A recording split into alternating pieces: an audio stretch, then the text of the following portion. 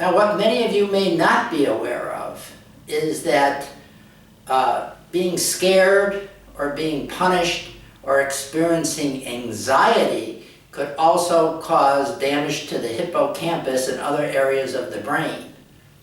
This can be proved with biochemistry, and it can be proved with MRIs. It's an indisputable scientific fact. Now, many people are trying to debate this, but it is an indisputable scientific fact.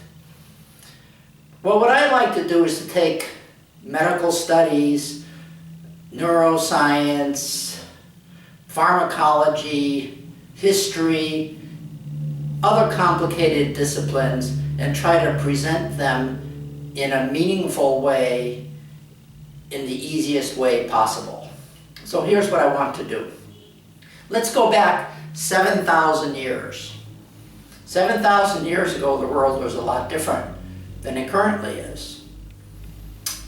Homo sapiens did not have guns.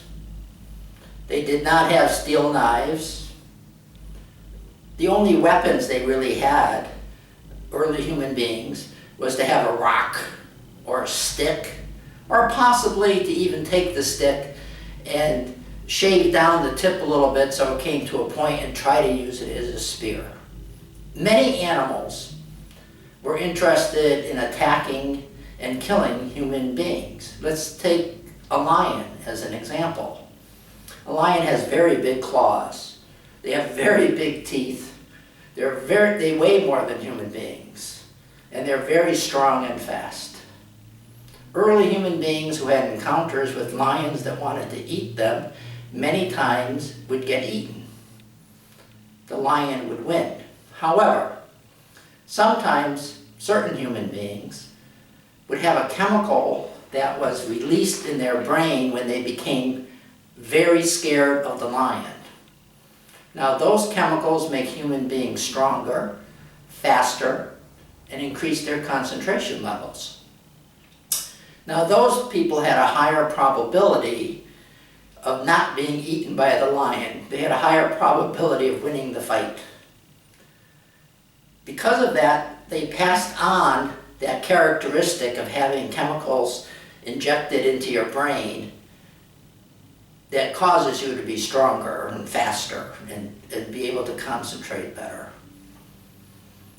We still have those chemicals released in our brains when we become scared, or when we are punished, or when we experience anxiety.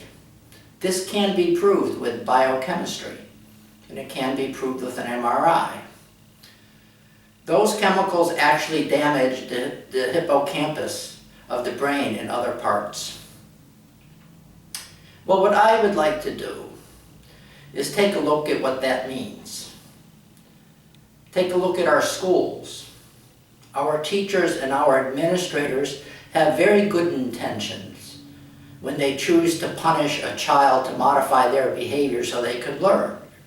What they don't realize is that many times they're causing brain damage. Let's take a good look at our judicial system.